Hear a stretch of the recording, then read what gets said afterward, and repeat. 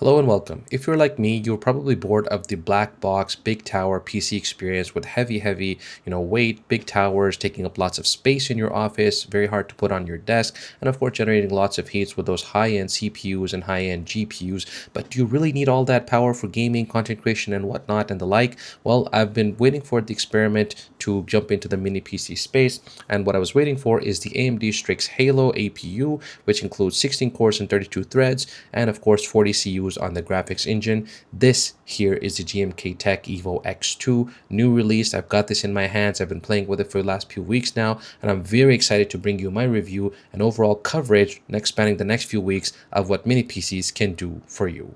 There's clean and simple packaging provided here for the EVO-X2 by GMKtec. Just, a plastic layer here. Once you remove that, we can get into the box quite easily, slide up top, and you've got here everything up front and center. You've got the GMKtec mini PC right up front there with the Strix Halo.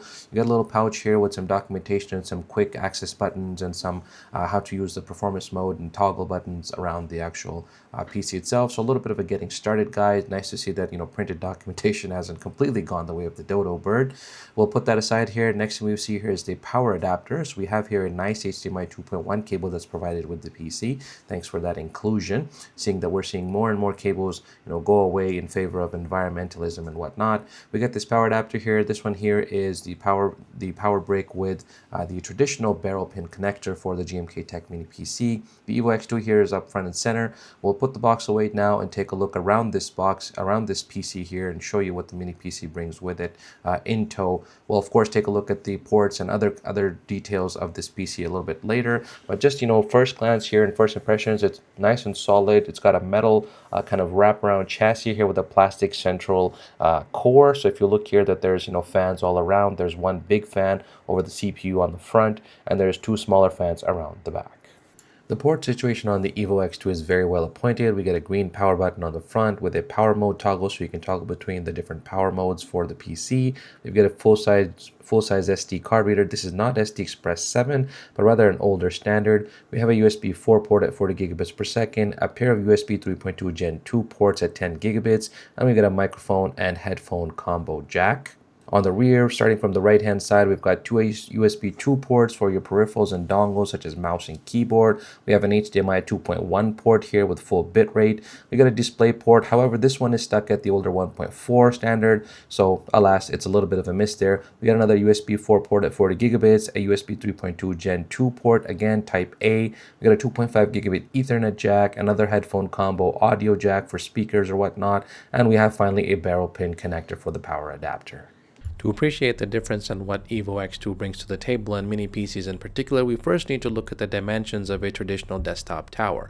Now this one here is a desktop tower that I built myself last year. This one here has dimensions of 18 by 17 by 8 inches, which is 2,400 cubic inches of volume, or roughly 40 liters in size, which is quite a lot of space.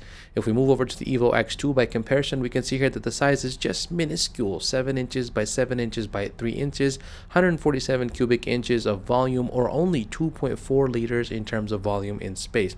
There is a drastic difference between these two products. And of course, when we weigh these things, it's even a different story. Putting this on the scale, the desktop tower causes an error, and the scale simply isn't even able to register the amount of weight that, and keep in mind here, it's so bulky and so sizable that it's not even able to balance on this scale properly. By comparison, the EVO-X2 and the mini PC, we can throw it on the scale quite easily, and we can see here the beautifully exposed shot for 1.60 kilograms, or 1,645 grams to be specifically exact. And for those of us in the US and our imperial units, folks, we have roughly 3 pounds here and 10 ounces, just slightly over 3 pounds. Just wow. Okay, so once you've rebooted your PC, keep tapping repeatedly the F7 key. This will also bring up the boot menu. And from there, you'll have an option to use the, BIOS setup or enter the setup. There we go. So now you can see here, we've got the BIOS setup option. So we've got Windows Boot Manager, which is, I've only got one drive installed in here. I don't have any USB flash drives plugged in. So this is the only bootable drive. It's a simplified setup screen here, as we can see, but it's an American Megatrends BIOS, which is nice to see. We don't have some proprietary or off-brand, nonsense, which is going to be a very big pain to deal with later on.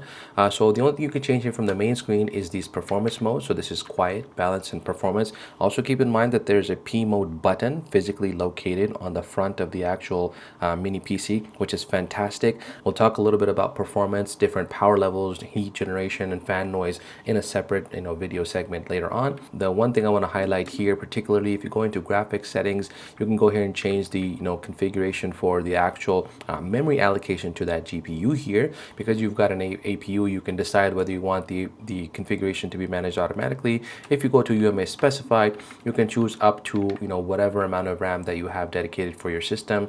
I've got here the 64 GB RAM model for the EVO-X2, so that means I can dedicate 32 gigs of RAM to the GPU, leaving 32 for the system itself. And then of course you have all of the typical settings that you'd like to see. You've got memory configuration here. You can go in and mess with that.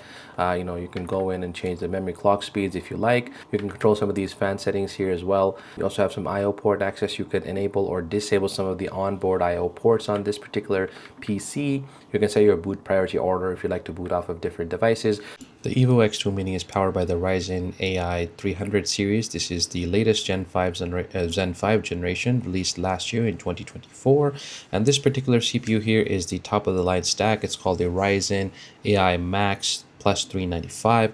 I know, a little bit of an odd name, but this one here has 16 cores and 32 threads on board, so plenty of CPU performance at 55 watts plus. And because this is an APU, you also have 40 CUs here for graphics performance here. AMD is calling this the 8060S, and it should perform somewhere between a 4060 and a 4070. Stay tuned for more coverage on that, and we'll look at the gaming performance overall of this GPU in the near future. Because this device is actually an integrated APU, which means the RAM is also soldered onto the die itself, you're not going to be able to upgrade the RAM yourself later. However, storage can be upgraded. So if you're going to be ordering this device from GMKtec, there's really two options currently. You can get one model here, which is 64 gigs plus 1 terabyte SSD configuration, which is what I have here. Or you can alternatively get 128 gigs of RAM plus a 2 terabyte SSD, and generally delivers to North America within 2 to 3 weeks. I was able to get mine within 3 weeks and get this fired up. Very good introductory pricing right now as well.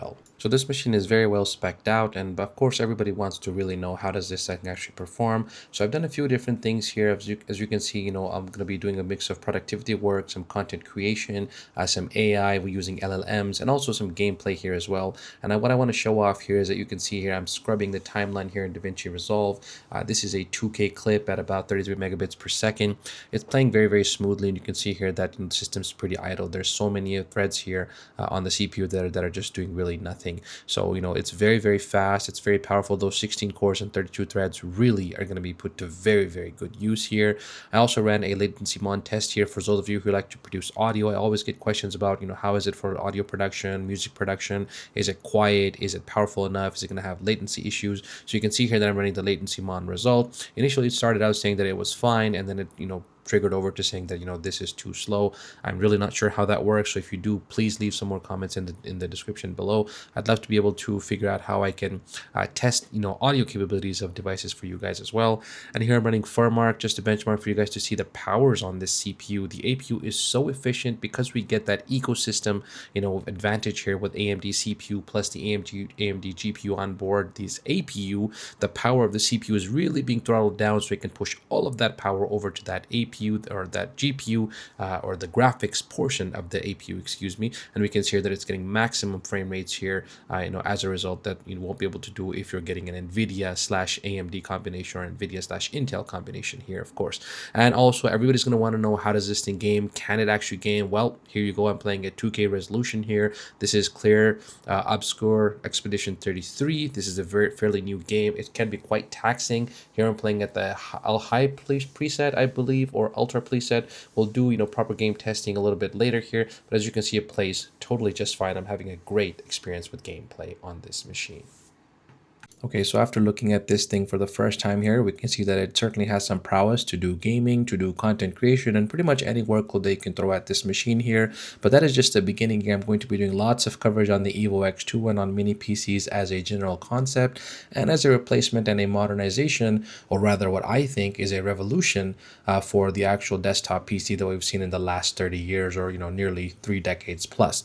So I'm quite excited about the possibilities here. Please get subscribed, stay tuned to this channel. I'm we're going to be covering lots more stuff about this EVO X2 and particularly about, mini PCs in general. If you have any particular questions or areas that you would like me to focus in on, please leave it in the comments below. All right, if this video helped you out or gave you a new perspective, please give it a thumbs up and consider subscribing for more in-depth reviews like this in the future. Also, if you're planning to buy, please check out the links in the description below. They really help support the channel and often include exclusive discounts.